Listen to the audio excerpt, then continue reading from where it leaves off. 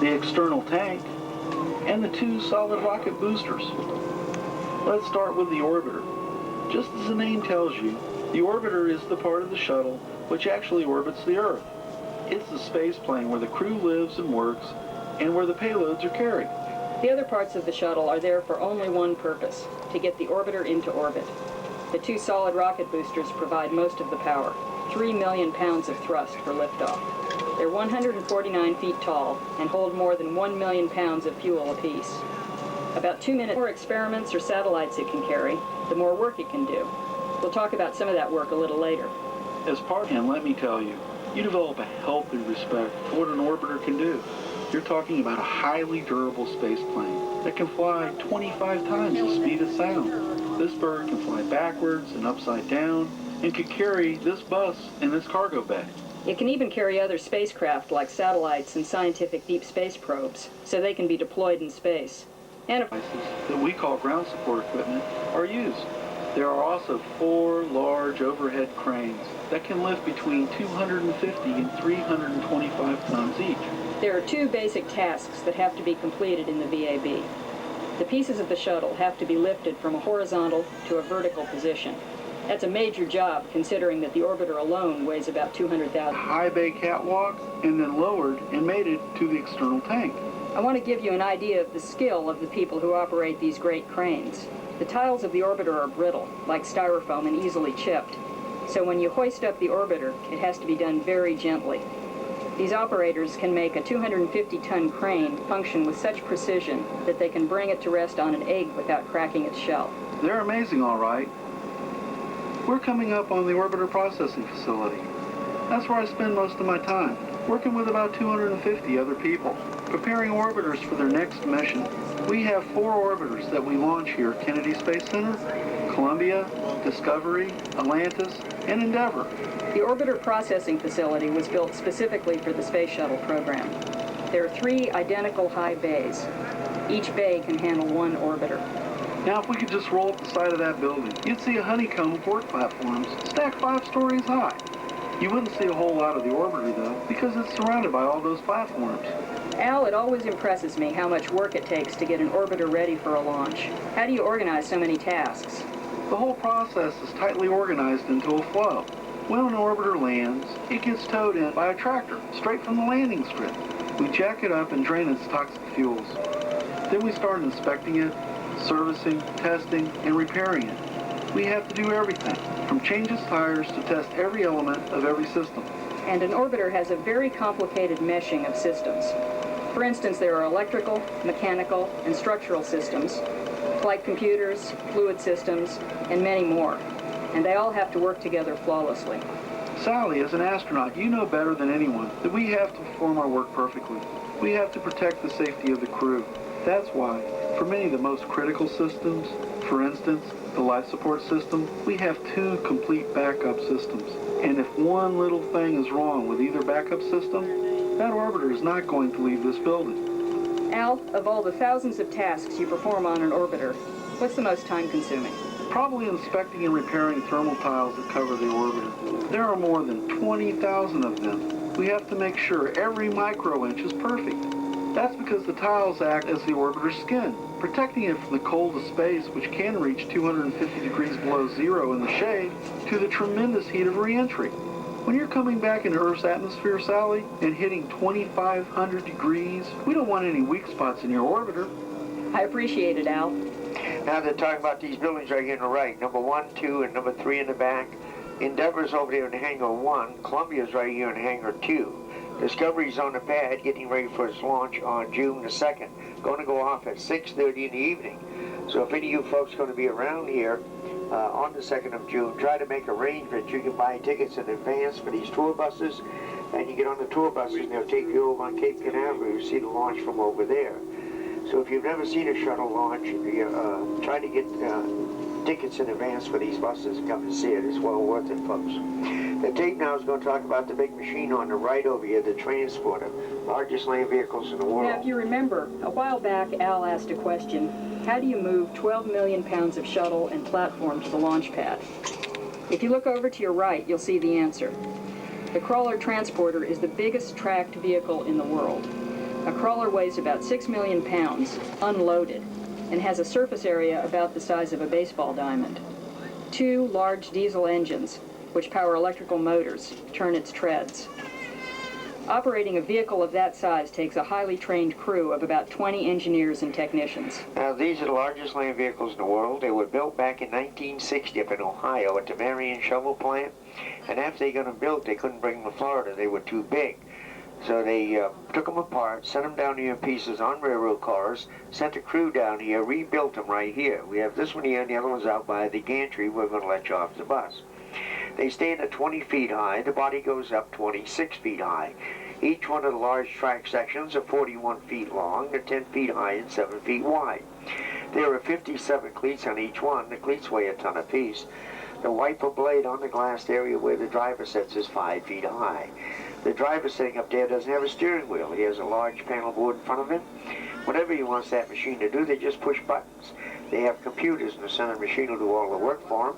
And in the middle of that machine, we have an engine room and a computer room. Fuel capacity is 5,000 gallons of fuel, and when they're moving the shuttle up to the pad, they'll get 18 feet per gallon of fuel loaded, 35 feet per gallon of fuel empty, and you think you've got a problem. Now, up here on my left, the big brown building is where they remove the booster rocket segments from these yellow railroad cars when they come in here from the manufacturer. The railroad cars will come into us 8 at a time. Each one carries a booster section. They take them in this building 2 at a time, open them up, take out the booster rocket sections. They're stored in the building way in the back there to the left, and the one in front of us up here on the left. At night, when there are no tourists here and less employees, that's when they move the 8 sections over into the vehicle assembly building, and that's where they assemble them. They stackpile them on top of each other like a child stackpiles blocks. Everything is done inside the VAB at night. Once they get the 2 booster rockets assembled, then they bring in the big brown tank, the external fuel tank. That's brought in second. They connect that up. The last thing to be brought in is the spaceship itself. They bring that in, they assemble that to the brown tank. Once it's all connected up in the building, the big machine goes in the building, gets the big platform and the space shuttle, moves it to the pad 3.5 miles away. It'll take the large machine 6.5 hours to move the shuttle out of the vehicle assembly building out to the launch pad. Now when I turn the tape on again, it's going to talk about the white building over there with the louvered windows. That's the Launch Control Center, or the flying rules for pad A and B. Everything is controlled from there 3.5 miles away for safety. Directly adjacent to the vehicle assembly building is the Launch Control Center. The Launch Control Center is the electronic brain of Launch Complex 39. It's the home base of a complicated computer system that oversees the entire checkout and launch process of the space shuttle. This launch processing system has greatly reduced our turnaround time between missions. 3 days before liftoff, this place gets extra busy. That's when countdown for launch starts.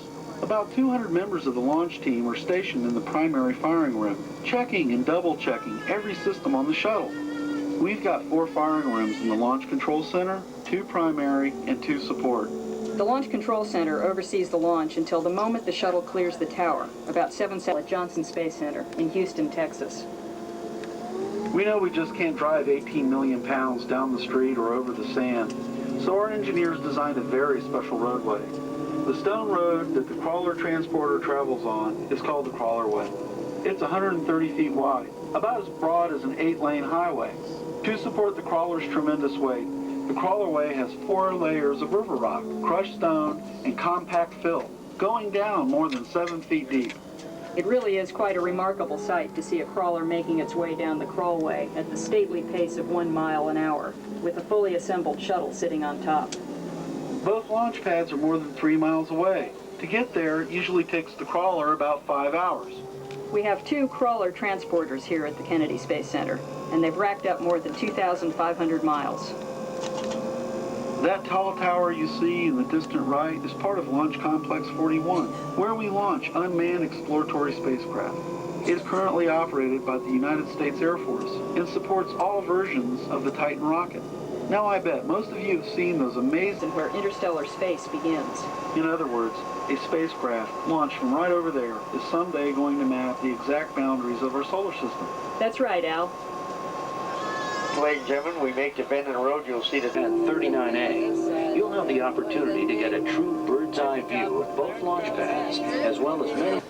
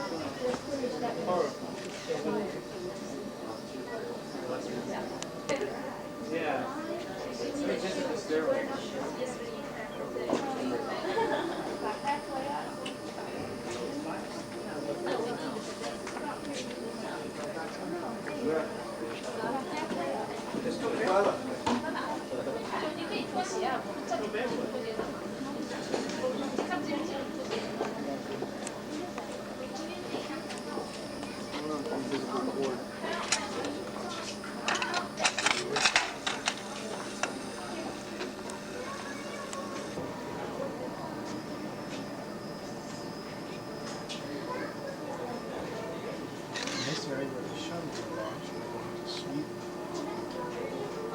to the south.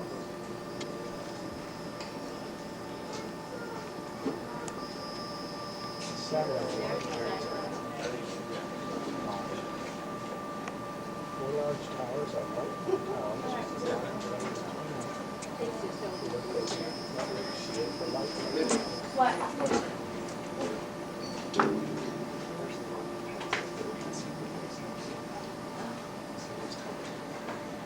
No, not anymore. You mean the other one? Merritt Island. My house. Where's your house? Merritt Island Over house. to the south? This thing.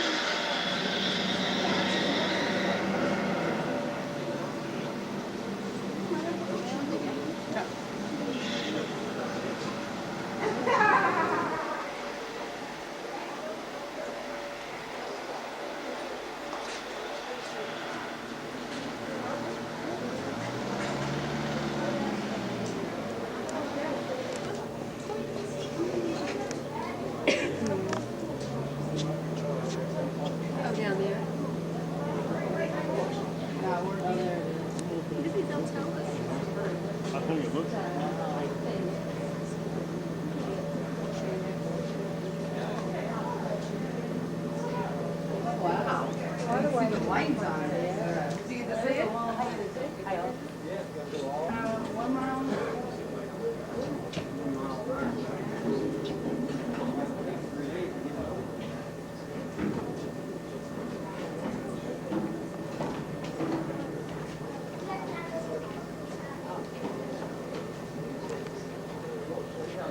I don't think so. We've seen enough. We don't need to go all through it.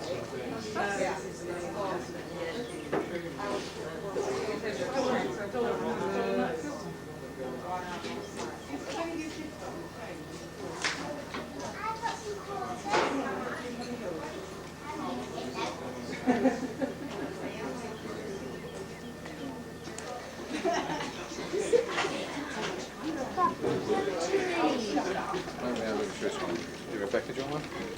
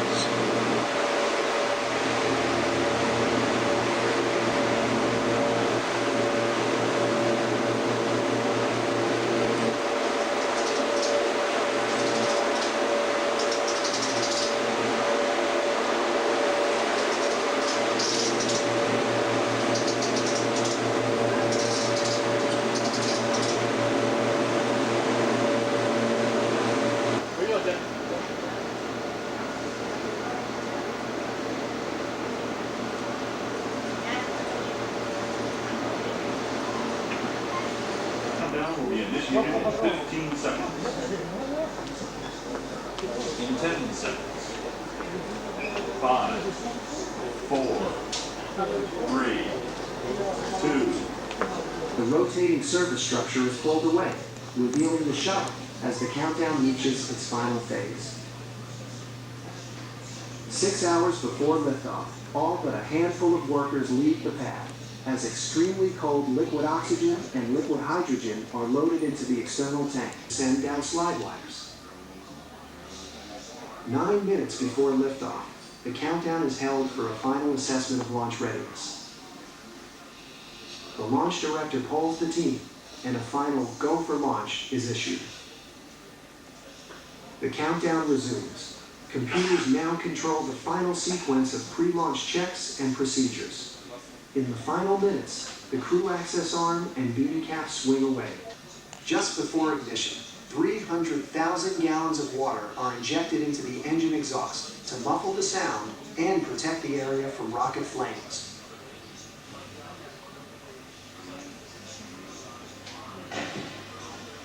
Sparklers ignite under the main engines to ensure that no hydrogen vapors are present.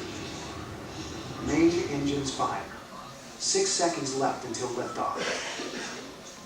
Still attached to the platform by 8 bolts with explosive nuts, the shuttle bends forward and then back. Umbilical systems and the hold-down bolts must remain attached until the final moment, just in case there is an engine cutoff, which aborts the launch. Simultaneously, the solid rocket boosters are ignited, the 8 explosive nuts detonate, and the umbilical connections release. The space shuttle lifts away from Complex 39 on another mission to explore and develop the frontier of space. From there, you'll go into the second attraction, the Rocket Plaza. Food and beverage courts and restrooms are there, but also suspended from the ceiling is the huge Saturn V moon rocket. Much of our work in space involves satellites. A shuttle mission might launch a new satellite, fix a broken one, or return an orbiting satellite to Earth. We carry the satellites in the orbiter's cargo bay. Satellites can range from the size of a basketball to the size of a bus. Satellites serve many functions for us here on Earth.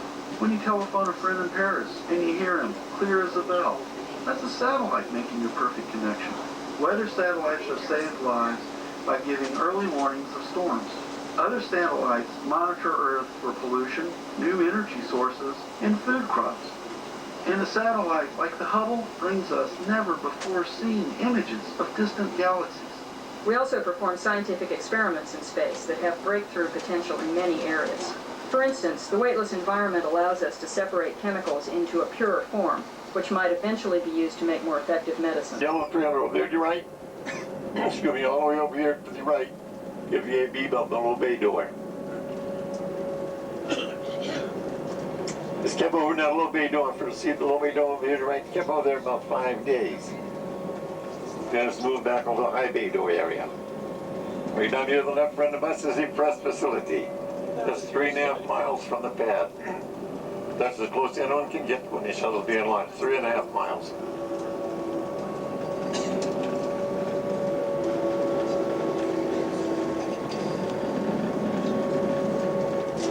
The Vehicle Assembly Building is now the 3rd or the 4th largest building in the world, and that's by volume, not height. 129 million cubic. We like to tell you each star painted on the side as part of the flag measures 6 feet across. Each stride, you can put a nice house up there with a pool in the backyard. Lots of space.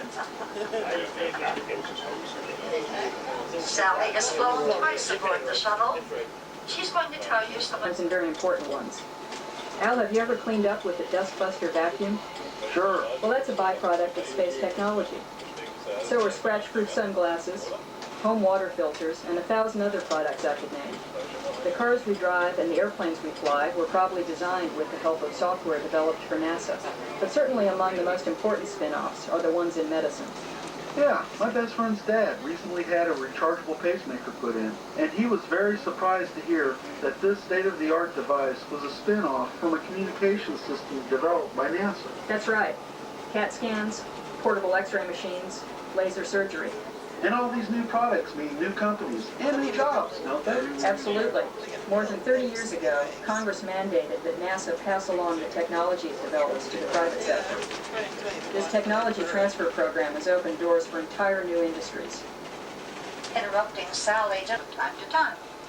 So we're looking for the Gator Patrol. There he is, over there on the alley.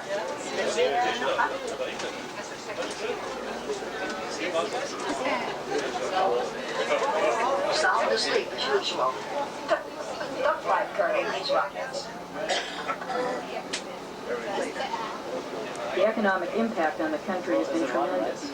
A narrowly complex undertaking as the exploration of space gives inspiration to everyone. It shows us the endless possibilities of human endeavor. You know, in 1962, when John Glenn became the first American to orbit the Earth, he named his spacecraft Friendship 7 to convey to the world that he was exploring in the spirit of friendship. The fact that we've explored space in that spirit, I think, is one of our most enduring achievements. It recreates the launch of Apollo 8 on man's first flight to the moon. After exploring the Saturn V exhibit hall, don't miss the Lunar Theater, a multimedia experience that takes you to the moon for the historic landing of Apollo 11 in July 1969. For out-of-this-world food, we invite you to visit the Moon Rock Cafe, the only place on Earth where you can dine next to an authentic piece of the moon.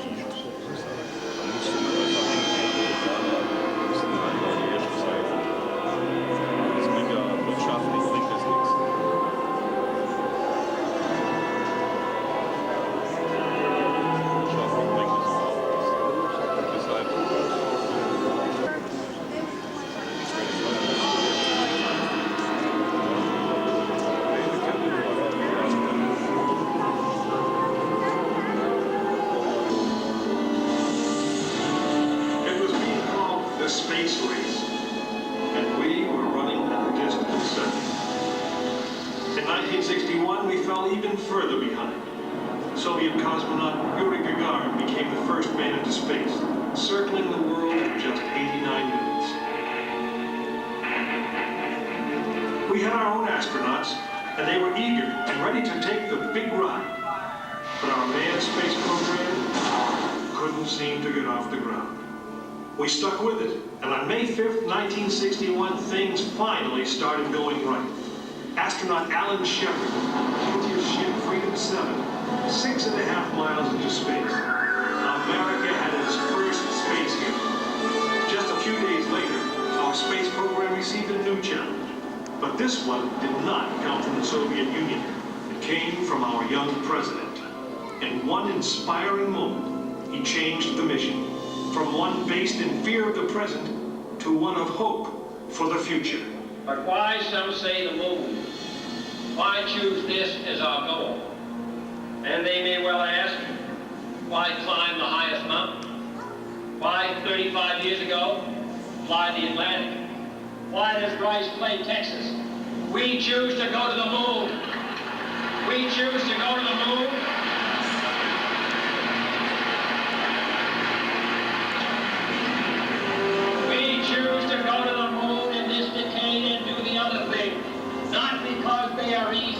Because they are hard.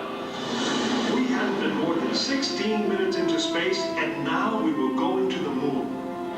We would have to design a rocket the size of a 36-story office building, put it together with the precision of a microscope, and accelerate it to the speed of a bullet. Then we would have to guide it to a moving target 250,000 miles away. Many people thought it was an impossibility.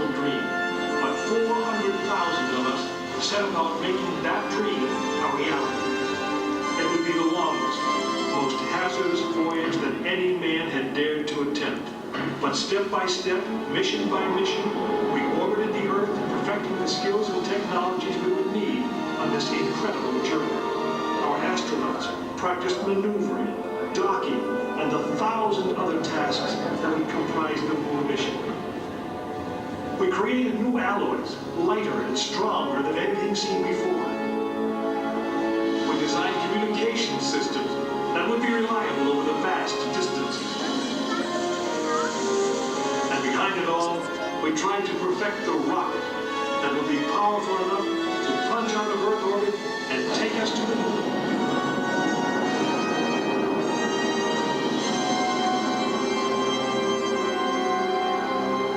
One day, however, the dream of flying to the moon almost slipped away.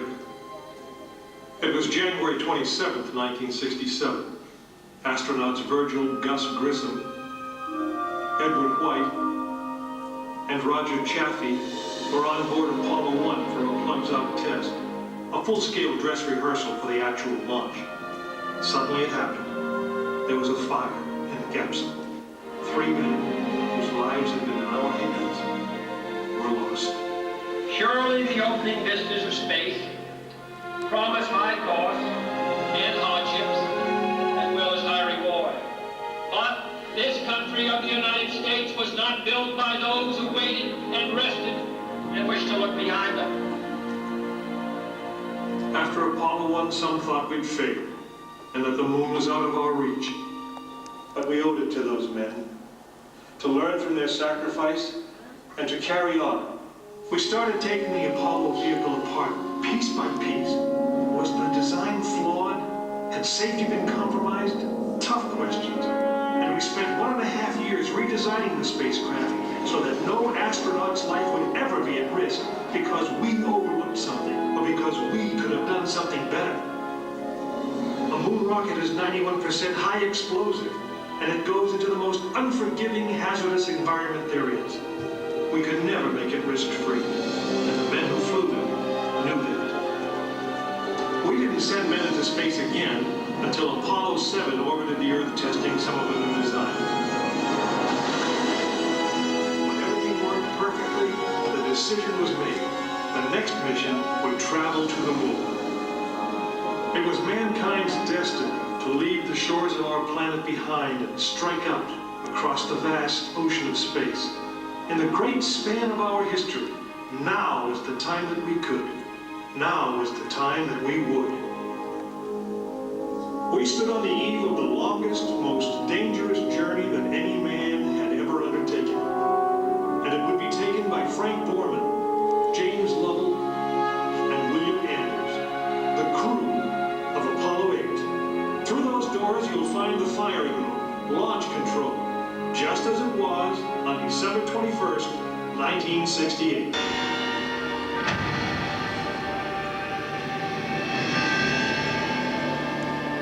It was a few days before Christmas 1968 when Apollo 8 sat on the pad. She was the first of a new kind, a moon rocket. This was the Phoenix, risen from the ashes of Apollo 1. The first Apollo crew did not die in vain. This was to be their testament.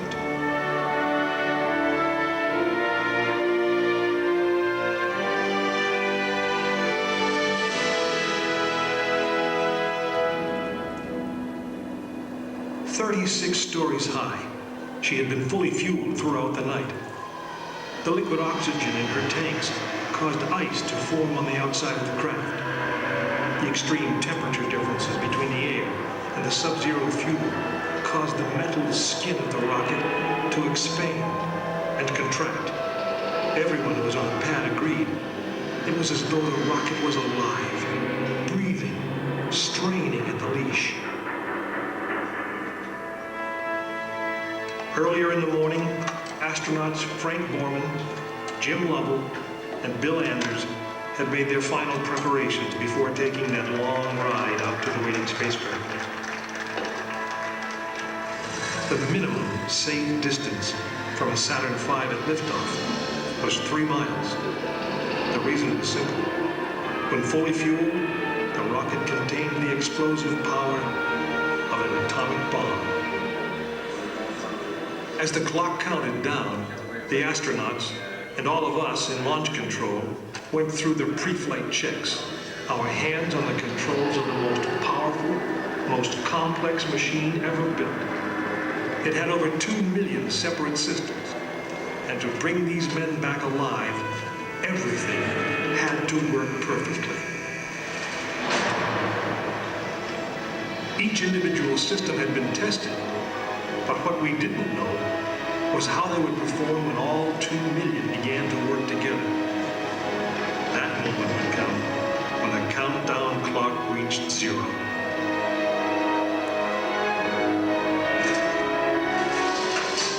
If a maneuvering thruster failed, if communications broke down, if navigation was off by 1 degree, if any piece of the miles of wiring, circuits, relays, or valves was defective, Frank Borman, Jim Lovell, and Bill Anders would pay with their lives.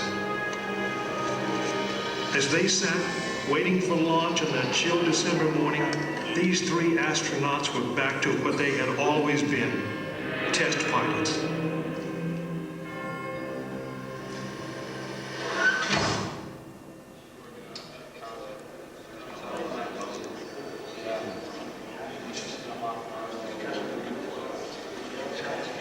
You are now in the final minutes before the launch of Apollo 8, right here where it actually happened.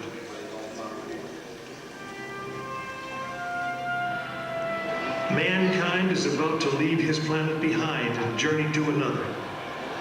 It is one of those rare moments when history is not being made, destiny is being embraced.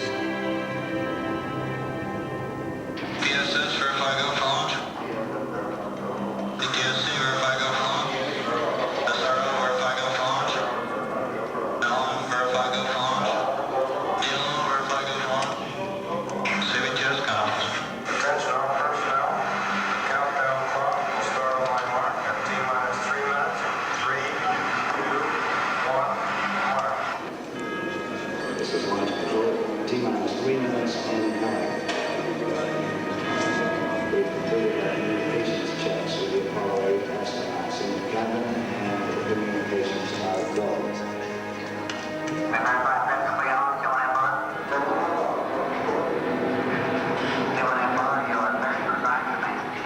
During this period, once we do get the final command, the various tanks within the 3 stages of the Saturn V launch vehicle begin to pressurize.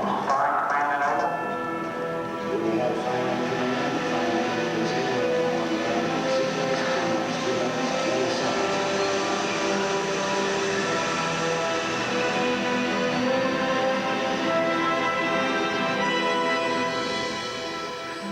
is status board indicates that all aspects are ready, instrument unit is ready, spacecraft ready, final check of the emergency detection system, that will be right also now.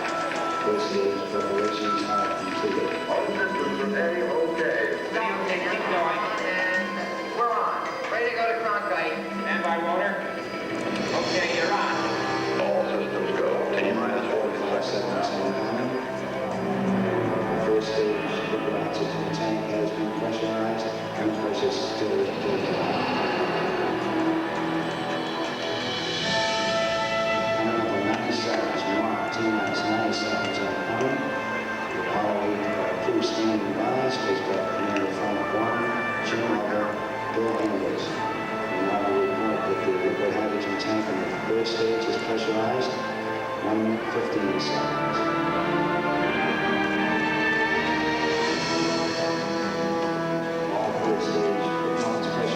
This time, as we come up on the 60-second mark, I'll flight to the moon. 60 seconds and counting. The vehicle now is completely pressurized. Power transfer shortly.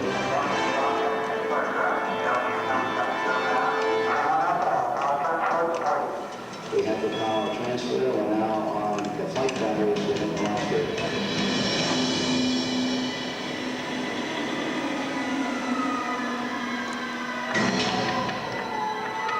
Final reports from Borman at this time.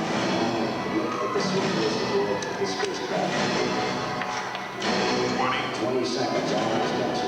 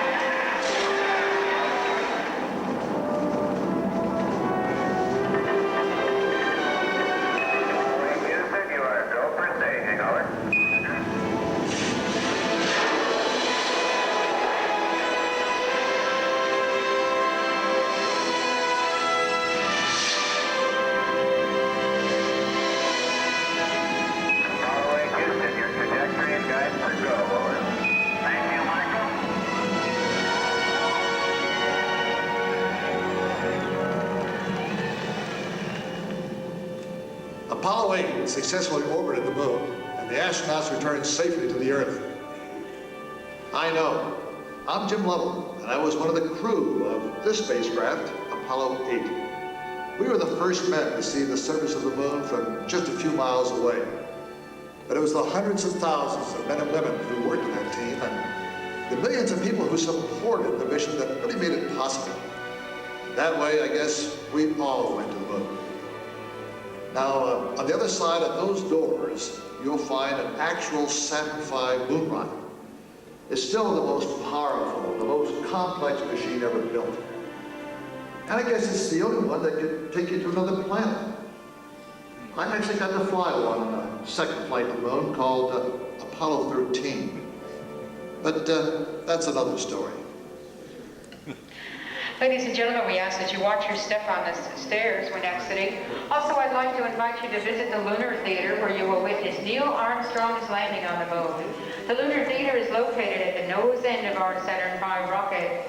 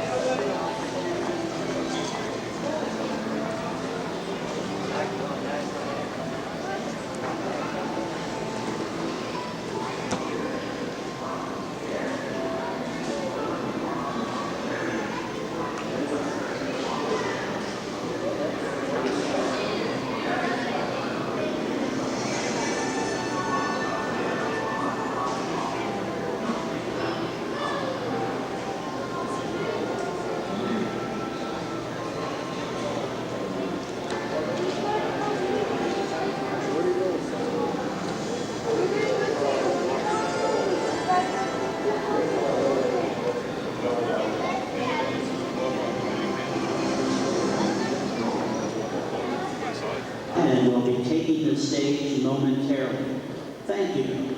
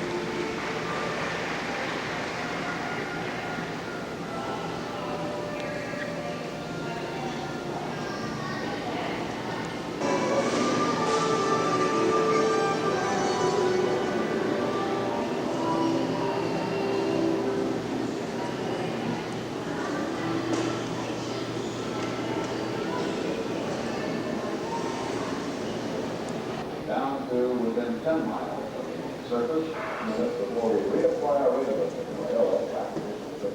Reapply our radar signal and find out exactly how it works.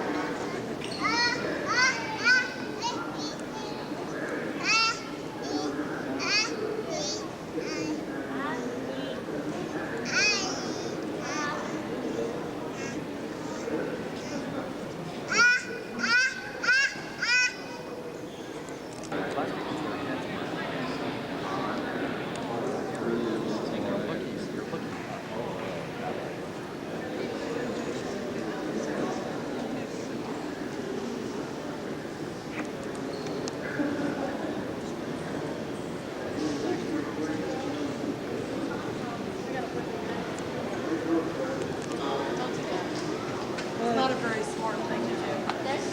Take it from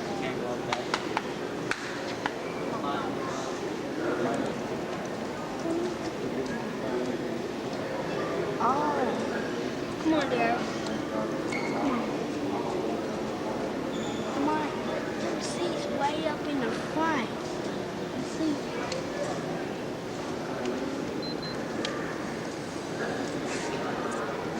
Come on. Come on.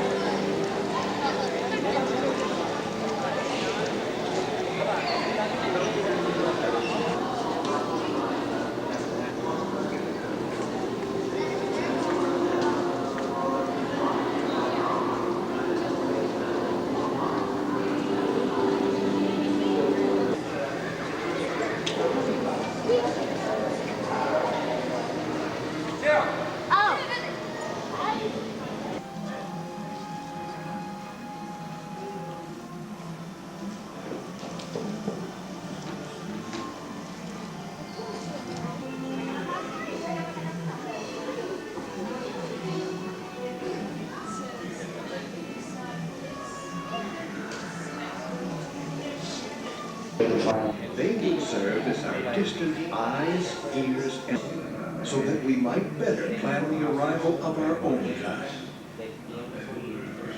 Vikings 1 and 2 traveled 460 million miles around the sun in 1976 and began orbiting the red planet. It faithfully transmitted pictures of the Martian surface back to scientists on Earth, the people who would choose the actual landing site and transmit landing instructions back to Viking 1. 30 days later, Viking 2 entered orbit around Mars. It too sought a safe landing site on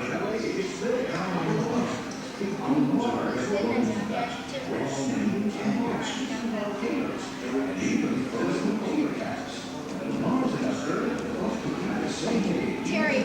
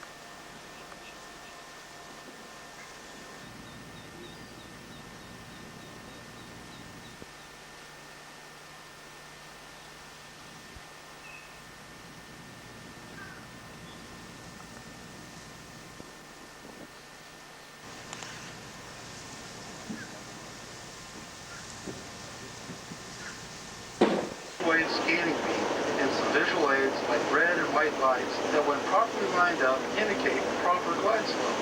The orbiter approaches the runway at a very steep angle, about 6 times steeper than a typical commercial jet. To the right diagonally, you'll see that nest coming up. Coming up right here, second row back. There it is, it's big. Right there it is, we're coming up abreast of it.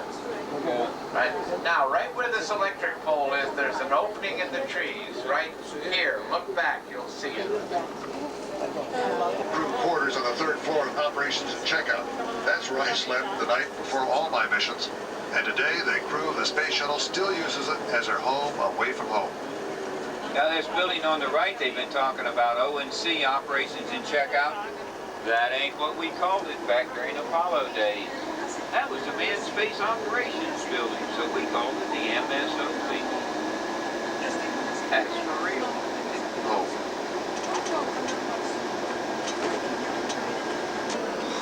Welcome to the International Space Station Center.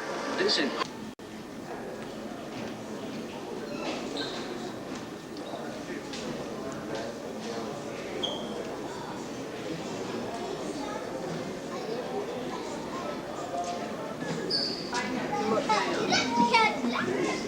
Sam, come back here. My mom said wait.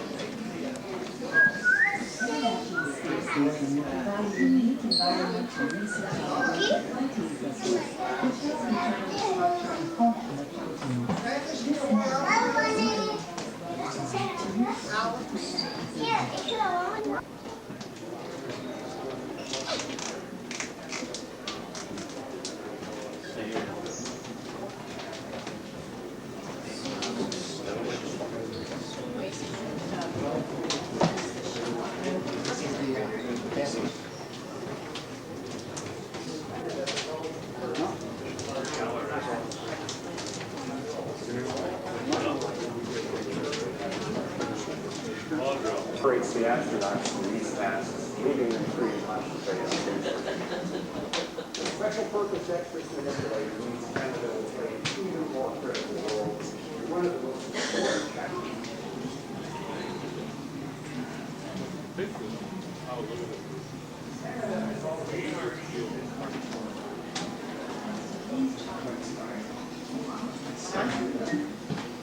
The International Space Station will provide a unique environment for research on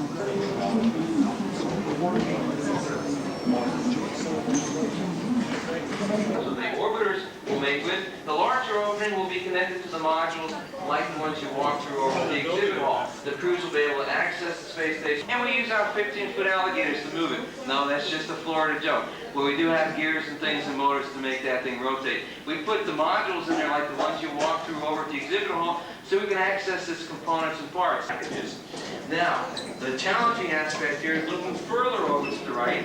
You'll see a two-story structure that has a curved wall and a second level with some red numbers on it. That is called an Nav Flight Deck Simulator. It simulates all the controls of the orbiter itself, and we actually have astronauts quite often come in to work on that upper level deck. You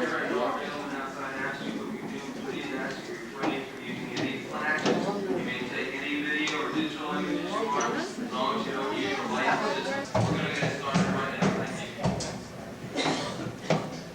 Thank you.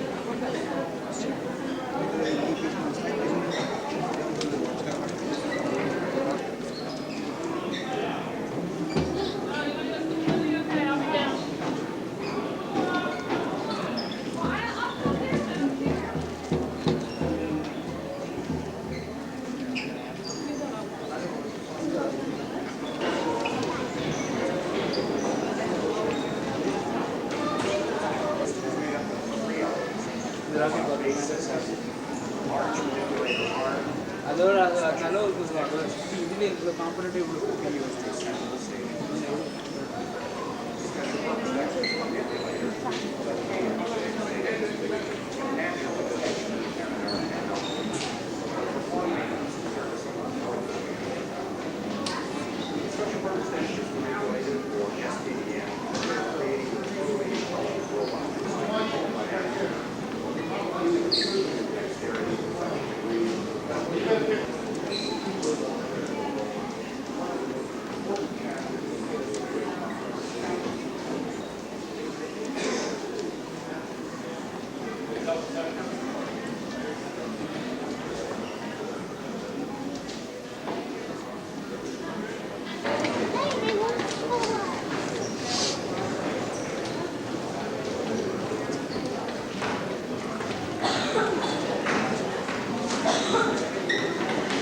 Okay, come on, Greg. Going up.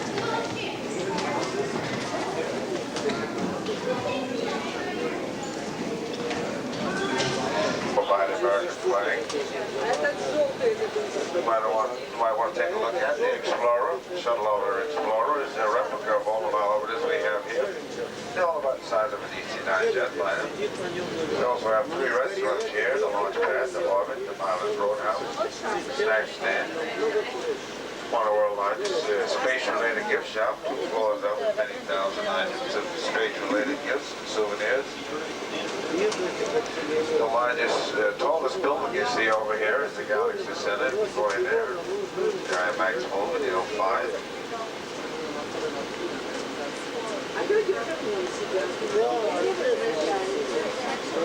Ladies and gentlemen, please look about your seat. Take all your